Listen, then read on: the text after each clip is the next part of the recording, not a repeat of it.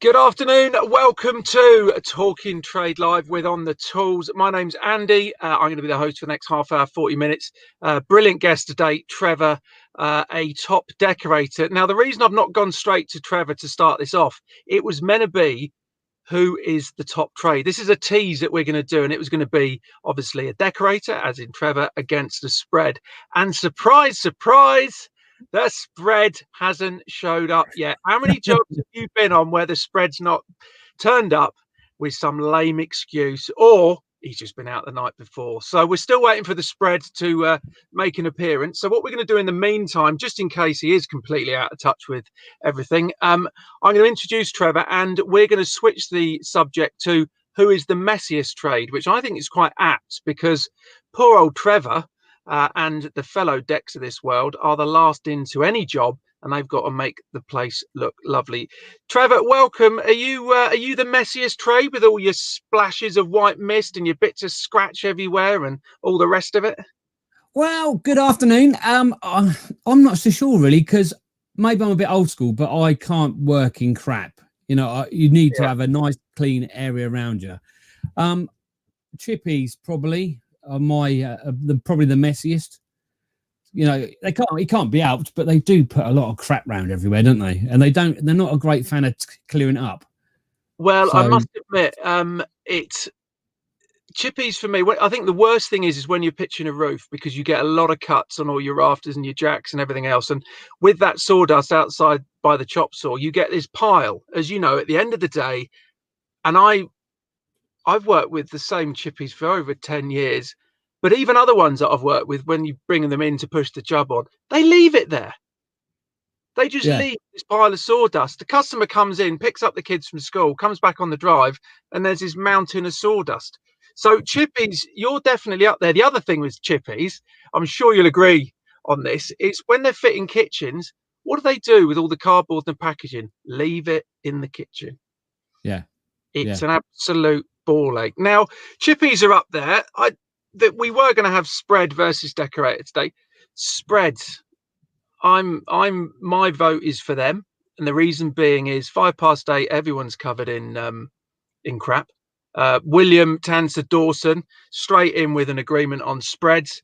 It's not just, listen, I appreciate, getting all the crap off the hawk. If it's bonding, hardball, finish, whatever, it is going to leave a mess.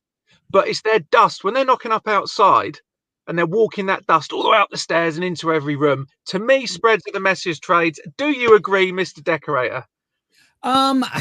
Yeah, well, we don't, to be honest, we don't really bump into them very much, do we? Because for us to decorate, it needs to be plastered in the first place. But you come in, this is a classic, and I'm going to get this off my chest. All my jobs, you do extensions, you get it all built, in you come, you get your bifolds and windows delivered, mainly alley for your bifolds. Spreads come in, once the doors are fitted, set their beads, start floating and setting. These new doors that are worth, what, 1,000, 1,200 quid a leaf, a metre, are suddenly covered in shit. And you come in, you think, oh my God, then you've got to chip it off to put your caulking in and fill in and everything else. So spreads... just go into the comments, Trevor, on this. Well, it's a mixed bag. There's a lot of people. Sean Christie, brickies. He's one of a few saying brickies. Ryan Mangan has made a good point. Have you ever seen a spread with a dust sheet? Good point, Rye. Yeah. It's a really, really good point. Here we go. This is why On the Tools have got the best viewers. Now everyone's laying into sparks. So let's have a look. Paul Mason, Daniel Hales, the others have flown off. Oh, here we go. David Marsh. I mean, they're all coming in. First of all, have you ever seen a spark clean up, Trevor? The little underneath faceplates, sockets, spurs, the little packaging that it all comes in. It's just neatly piled up underneath, isn't it? Yeah, they put it in boxes, but it doesn't actually get to the skip, does it? It's all neatly piled up, but it's beneath them to actually go from the room into the skip. They can't do that. I'm wondering if part of, because I appreciate that electricians and plumbers have more classroom-based stuff, certainly Sparks do. Do you think once they're in the classroom, they get this allergy to hoovers and dustpans? Is it part of the training, do you think? I think they must. It's I just don't know. Even apprentice sparkies are not taught, are they? it's not even part of their training to clean up. It's They always down to you made a good point, Trevor. They're taught to put everything in the box. Let's say it's a double socket. So there's a faceplate. You got your back box in, the second fix in, faceplate comes out. Do the little clippings so you get all your little bits of cable and everything fall off. Your plastic packaging all into that little cardboard box, and it's just left there. Do you think that's part of this apprenticeship, mate? Well, yeah, and also, while we're talking about Sparkies, I was going to swear then. Go for your life, mate. We're trades as you are, so let's crack on. Downlighters. You very, very rarely find a Sparky that actually, when they put a downlighter in, actually keeps the circle bit. So when they find out that the downlighter's in the wrong place, you haven't got the bit of plasterboard to put back in to patch in to fill it. You know, you're rooting around trying to find a bit of plasterboard to sort out their cock up.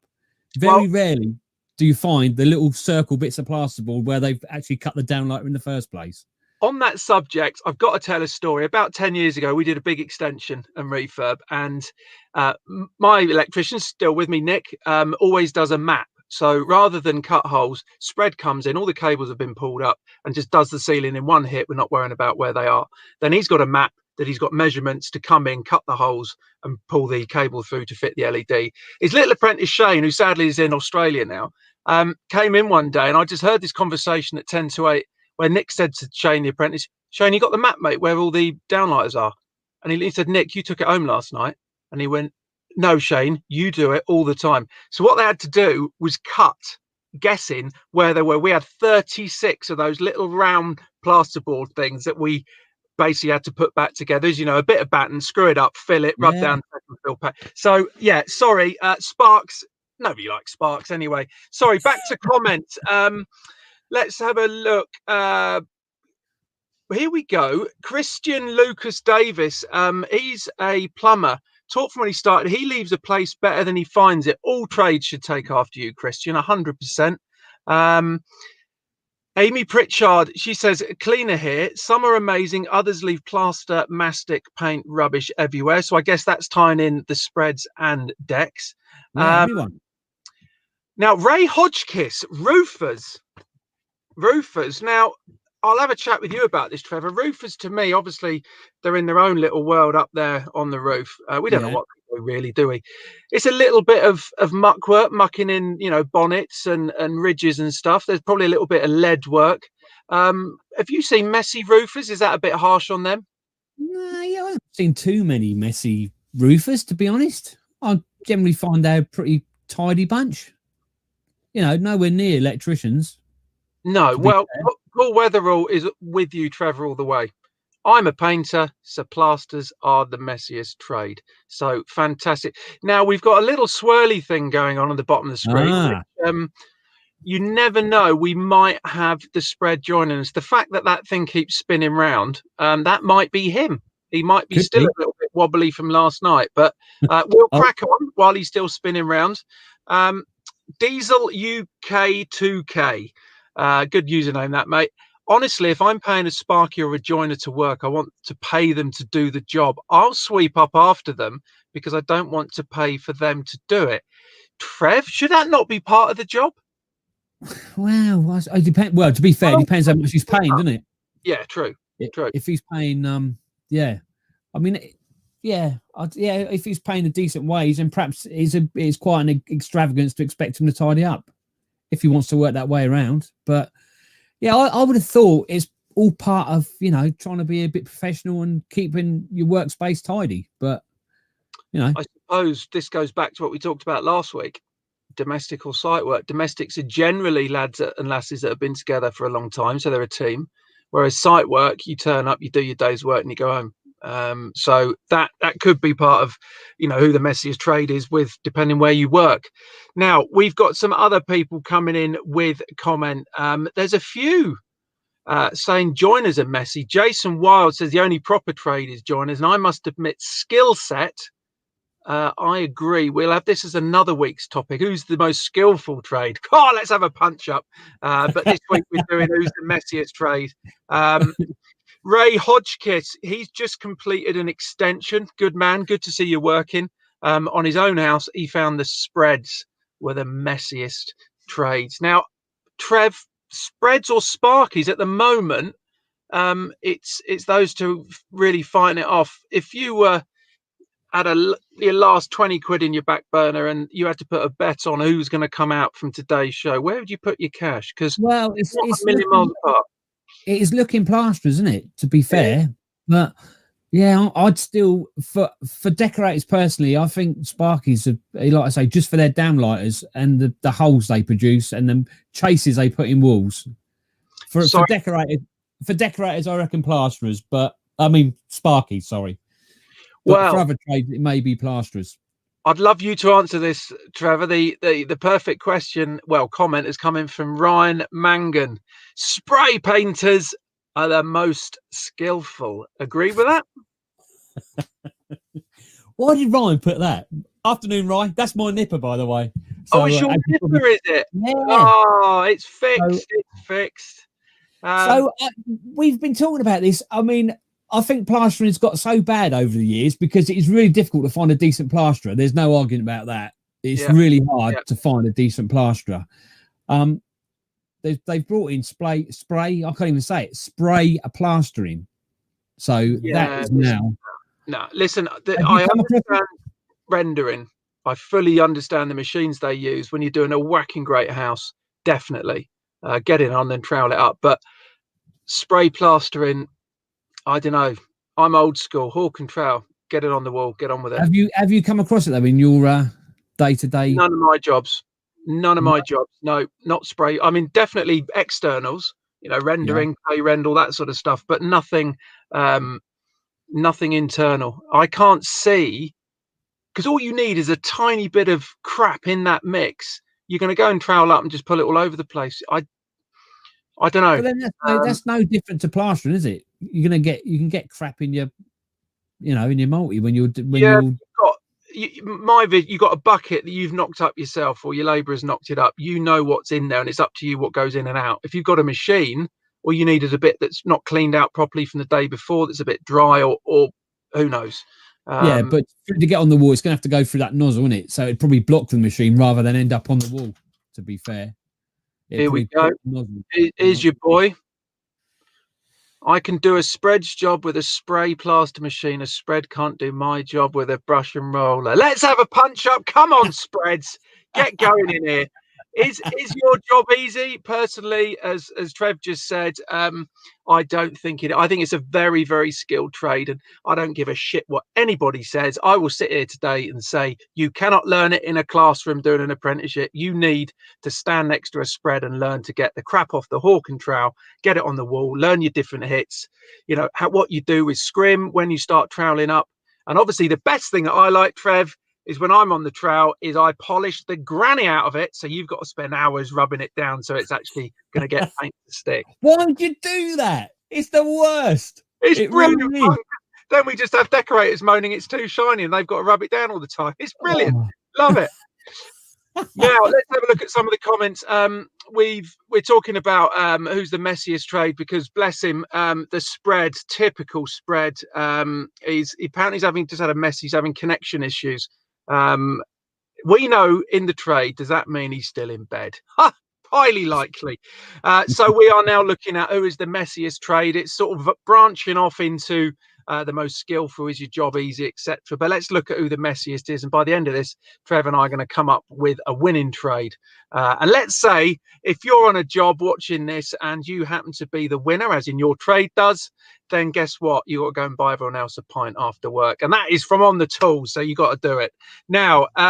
Let's bring some more people in. Andy Wood, Sparkies don't clean up. That's what labourers are for. Listen, I've got a company. We do extensions and refurbs. That means I've got to pay out of my pocket a labourer to clear up after all the trades, which, as an unskilled labourer, 60 quid a day. That's 300 quid a week that I've got to pay out to clear up. Trev, do you agree with getting a labourer to clear up? I think traditionally that's what a labourer's done, isn't it? But traditionally, are they there to clean up and make tea, or are they there to learn a skill?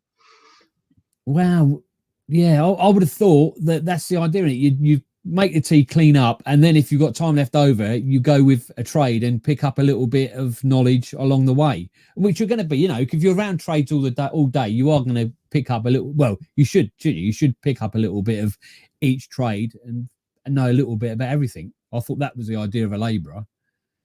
Well, I think this is interesting because labourers, listen, it depends on what trade. You look at a brickies labourer, he's going to get all the gear out the van in the morning while the brickie has a cup of tea and a roll-up fag, and, you know, reads the current bun. The labourer's then going to knock up the muck in the mixer, and he's going to get it on spot boards and get the bricks and blocks, move around to the back of the house and start building. So I suppose different trades have labourers for different things. But you look at a brickies labourer, they're then going to clear up. They're going to sweep out, you know, the oversight when it's covered in shit to make sure it's good to go the next day. They're going to get the bricks and blocks neatly piled up around the back, and they're going to clean the mixer once they've got a gauge on. So difficult. And let's go back to some of the comments. Who's the messiest trade? Apologies. The joiner is having connection issues. He can't connect to the offie, bless him. He can't go and get a drink. So who's the messiest trade? Michael Walklet, he's a spark, and his brother is a spread. He's so messy, but he does own a dust sheet. Well, congratulations. I think we need to contact the Guinness Book of World Records, because that is a first. And I think maybe we'll have to do a big press release, because I've never seen that in my life, nor has Trevor. Gary Davis, brilliant. Is plastering a trade? Whoa, that's controversial. Right, Gary, don't put your location, because you can have thousands of spreads coming in to tear you to pieces. But always good to have a crack.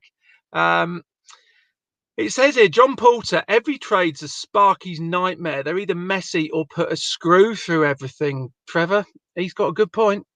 Well, yeah, but to be fair, Sparky's bring it on themselves, don't they? You know, they walk on the site, they think they're something special. You know, they need to be brought down to the real world. And if a screw can do that, fair enough. Well, Nick, my lovely spark, great lad, 50s, very good spark. The first thing he does, he has to park nearest to the job. So he'll even tell the customers to get the car off the drive, so he can park up. This is gospel. He will do.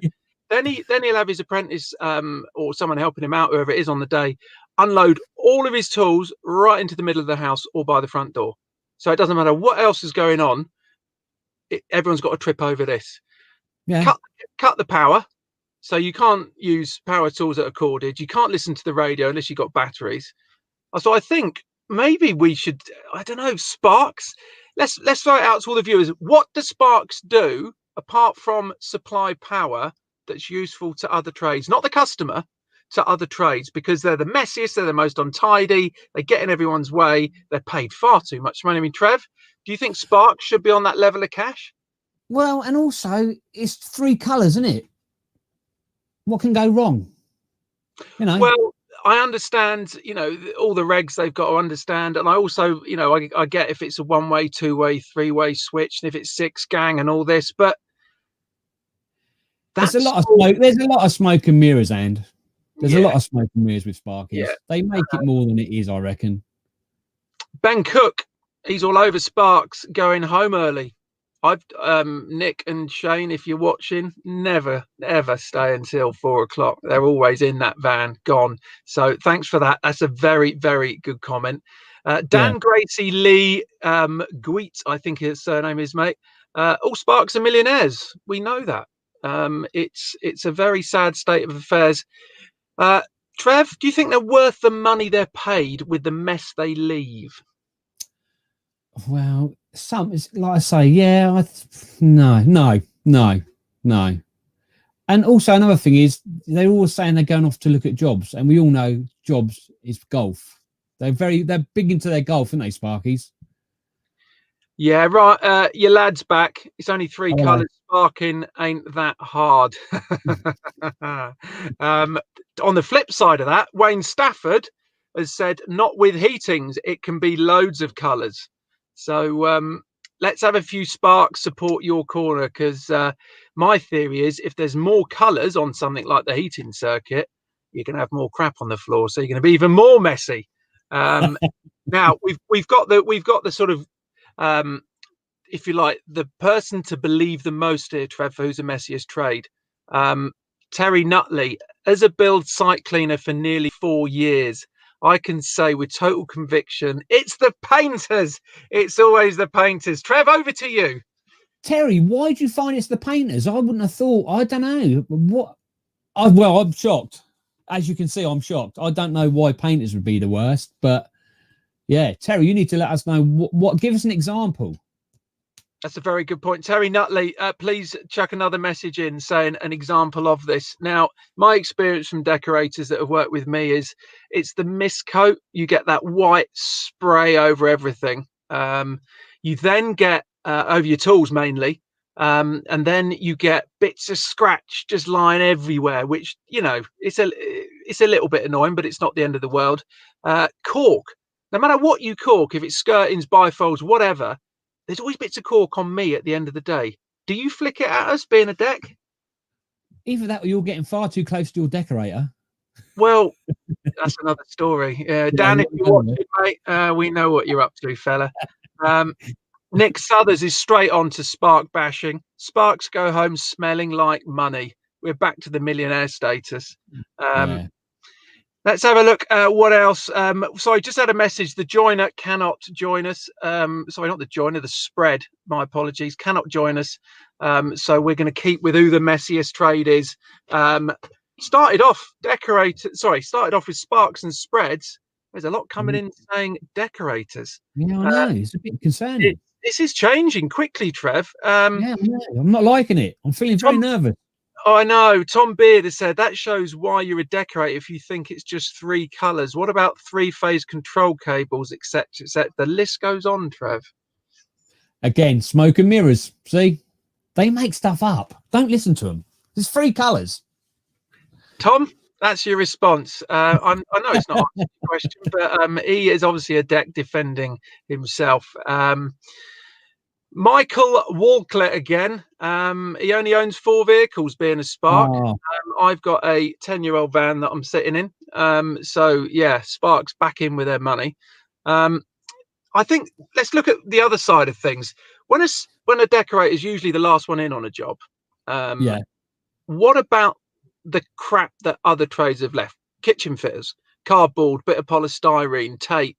When you've got, let's think of other trades, plumbers, you know, bits of copper pipe they've cut off, or who should clear that up? Because that can be chucked onto a decorator being a bit messy, can't it? Is that unfair? Well, it's normally the decorator, isn't it? Because, and the other thing, isn't it, stuff stacked against walls. You have to move that. Yeah. You know, and I think people know that for us to do our job, we've got to move their crap. So they don't really mind where they leave it because they know it will get eventually put in a tidy stack somewhere or a pile somewhere or thrown at the door. Just coming off the subject of today's show, who's the messiest trade? Bayer Norway, he's been working 20 days and nights for 4 days without seeing his family, and he misses his son very much. And I'm 2 kilometers away from them. So please, listen, mate, times are tough. Everyone's mental health is getting pushed to the limit with this COVID crap. Listen, you hang in there. They're proud of you working away. So hopefully this show is giving you a bit of entertainment. Let us know what trade you are, Bayer, because it will be good to see if you're going to be on whose side with the messiest trade. Terry Nutley, it's brilliant. Just as I was saying that, no time to mask, no dust sheets, and pay by the meter using window frame protection strips as masking. Footprints throughout the place. Trust me, it's always the painters. Trev, your decorators are in trouble here, mate. You're going to be the messiest trade. He's not changing his mind, is he? Terry, I gave you the opportunity to, you know, ease off us a bit, but he's gone even harder as. Terry, what's wrong with you, man? Well, yeah, I don't know. I've always thought we're okay, but obviously I was mistaken. Well, let's see if we've got Jordan Blackwell. He's a P&D. He's pretty organised and tidy. Looking at his photo, he's one of the younger generation, and I think the younger guys and girls are more tidy. It's the old school guys that I will say they're probably the messiest, because that's what, you know, jobs years ago, I remember they were an absolute shit tip most of the time. John's back in touch. John Poulter. Will every trade ever do recycling of waste? Trev, that's a really good point. Funny you should mention that. We were given. It's a fascinating fact. I didn't know but apparently, tubes of cork and silicon that go to landfill each year. Do you know how many tubes are sent to landfill each year? I don't want to think. Yeah, I think when I was told it was about 5 million tubes a year go to landfill. It's mental. Yeah. All right, let me flip that around then. Why the hell aren't the big, we won't name any, but everyone knows who the big paint suppliers and cork suppliers are. Why aren't they producing it in a tube that's recyclable? They do. There's a hippo do one. It's like a sausage. It comes in like you do need a different mastic gun. It's a tube, and they make a sausage. It is perfect. Well, I meant the actual plastic tubes that go into every gun you can get, because most of us still use those. To be fair, is it going to be that difficult to make that plastic recyclable? Well, yeah, I don't know, but they like I say, they do make a foil one that you can actually throw that in the bin, and I think that is biodegradable. Yeah, I believe there's another brand, HB somebody. Apologies, I worked with them a few years ago. They do a recyclable one. Right, Ian Cannon is giving you a break, Trev. Plasterers and Sparkies are the messiest by far. Thank you, Ian. We are what are we got about 5-10 minutes left. We're talking about who's the messiest trade this week. Apologies if you've just joined and wondering where the spread is. He sadly can't join us. Make up your own mind on where he is or what he's doing.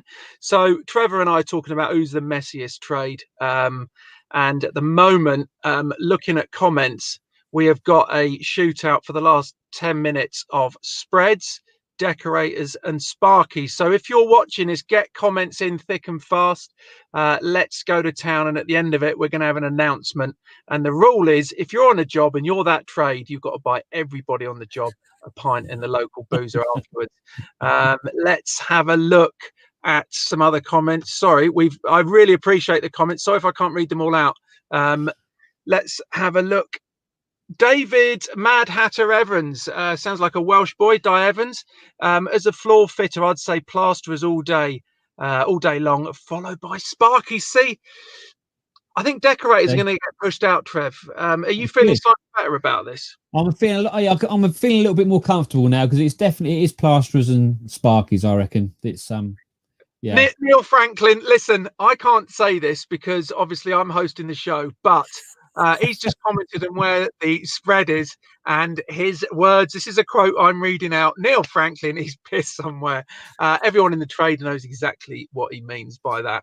Right, let's have a look at, Wesley Richardson is first up with tilers. Now, I tiled for years, and I must admit, it's a pain in the arse. If you're using rapid set adhesive, you've got to knock it up fairly quickly, depending on heat and humidity and everything, depending obviously what you're laying as well, size wise. But I must admit, adhesive grout, that gets everywhere. Is that an unlooked at trade for being the messiest, Trev? Wow, yeah. No, I've not really come across too many untidy tilers. They can't really be untidy, can they? Because they've got they're sort of working out of their area. They're either doing walls or doing floors, and generally they take their crap with them, don't they? Because they're moving out of the room. You've got the offcuts. If you're just using a dry cutter rather than a grinder, those little things get everywhere. But yeah, let's. It was a good shout. Sorry, Wesley Richardson, good shout on tilers, but I think we're going to discredit them. Here we go. Charlie Yad. If the electricians are messy, then good luck with thinking it's three colours. Be nice to see you when you're a piece of dust. Listen, Charlie and everyone else watching, it's an idea we're talking about on the tools of getting different trades to try other trades for the day, because as this show has seen, we love slagging each other off and saying, oh, my trade's the hardest, yours is the easiest. So watch this space, because I'd love to see, let's say, a landscaper suddenly lay a floor, or even second fix the electric. So watch this space for that. Let's go back just to the last few comments. We've got 5 minutes left. Who's the messiest trade? Yeah, Zach Fuller. He's straight in. He does tiling. Fuck the drywall guys. By far the messiest around here. Spreads, dry liners. Let's put you in the same bracket, because it goes back to who the messiest trade is. So You're going to be up there. Zach's also jumped in, Trev. Your response to this, please. Painters don't clean shit. Well, Zach, I don't know. Yeah, we do have a sweep up occasionally, I suppose. But I suppose we just sweep up about 6 inches away from the skirting board because we're going to paint it. So yeah, you may be right. True, you can't start running dust along in a nice bit of eggshell or something. So yeah, I do get that. Anthony McNeely has probably said the most sensible comment on this show so far. Every trade has a responsibility to clean up after themselves. It's bad workmanship to leave a site in a mess. That's what I was taught years ago. Trev, do you agree with that? Yeah, definitely. And also, it looks bad on you, doesn't it? If you leave crap everywhere. I mean, I was taught at the end of the day, if you put all your gear in a room and then cover it over with a dust sheet, so when you walk away, it just looks tidier, and it's not, it's just good. It's just good habits to get into. Well, I'm just sorry. It's a real shame that we've only got a few minutes left because this seems to be a really good sort of virtual tear up between trades. Who's the messiest trade? Let's bring carpet fitters into it. Scott Brockbank, carpet fitters are the tidiest. Now, listen, Scott. On my experience, mate, there's little offcuts of grippers. There's bits of underlay that are left everywhere. There's all the fluff off the top of the carpet. Trev, you agree with carpet fitters are the tidiest? Nah, sorry, Scott. You have total disregard for people, for the walls, the woodwork, the banisters, just everything. You just turn him up with your carpet, and yeah, no, they are the responsible for making the job the worst. They can actually put weeks on a job by they just don't. I know they're paid by the square meter or whatever, but they can mess up a job in minutes.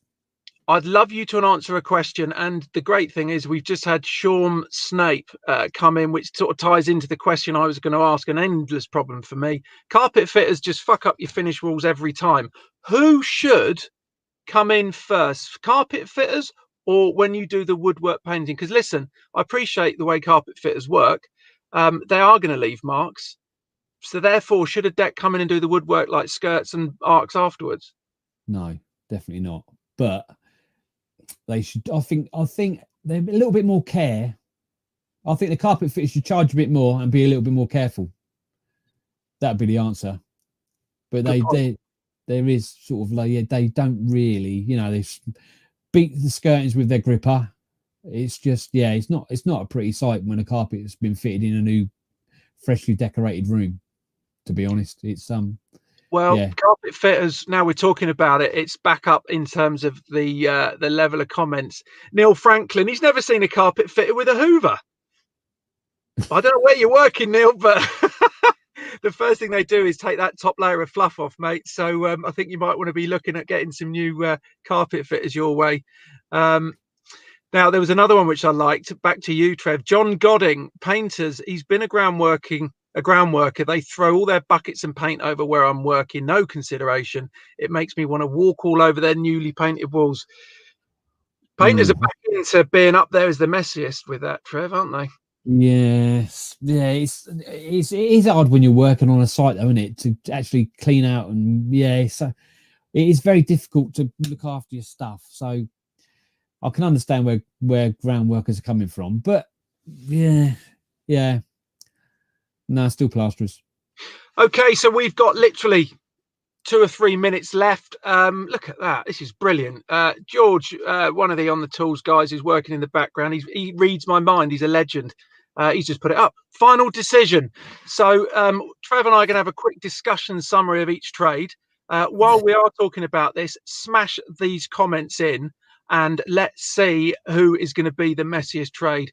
And then from this, it seems to have been quite a popular topic. We can do a proper hammer and tongs in a studio when all this COVID stuff has passed away. Trev, let's quickly go through the ones we can discount from being the messiest trade. Roofers, would you knock that out? Yep, they're all right. Another one, scaffolders. We haven't even had a mention of them. Well, I think I saw one, but no, they're all right. Yeah, they're okay. Okay, so they're gone as well. Ground workers. Yeah, they're pretty. Yeah, Like I say, I mean, we seem to upset the ground workers, but I don't got a problem with ground workers. Okay, let's quickly go through the others. Plumbers, not really got a mention. I think plumbers are they generally got OCD because their pipe work's all got to be bang straight. So should we bin them? They're not the messiest. Yeah, they're right. I think Thatcher's really got an excuse for their, if you like, their mess, but the ones I've known do tidy up. Just as we finish off, it's tight. It's Sparkies against Spreads. Painters have gone now. You'll be pleased to hear, Trev. Good. Joiners have made a late charge to be the messiest, but I think they're going to be falling behind Spreads and Sparkies. Trev, we've got a quick summary. In your eyes, I'll quickly count the comments while we're going through this. In your eyes, who's the messiest trade? Viewers have voted the top two being Sparks and Spreads. Yeah, I think it's Spreads, to be honest, because there's just. I mean, Sparkies can't help it, can they? They think they're entitled to leave crap everywhere. Plasterers really should know better. I'm just trying to. This is brilliant. Thank you ever so much for everyone watching. The votes are in, and I've got to say, as a final, who is the messiest trade? Spreads have just pipped Sparkies, and I mean just. So, Trev, thank you ever so much. Trev's going to join me on congratulating Spreads for being the messiest trade. When you clean up your hawk and trowel and launch all your dirty water when you're troweling up all over the customer's garden, next stop's the pub. You've got to go and buy all the other trades a pint. Congratulations, Spreads. You are the messiest trade. Trev, you can live another day as a decorator. Apologies, the spread couldn't come on, but he probably knew what was coming. And knowing all the spreads that are going to lose, I tell you what, when they buy all the others a drink, they're going to be having two of them. See you next week. Cheers.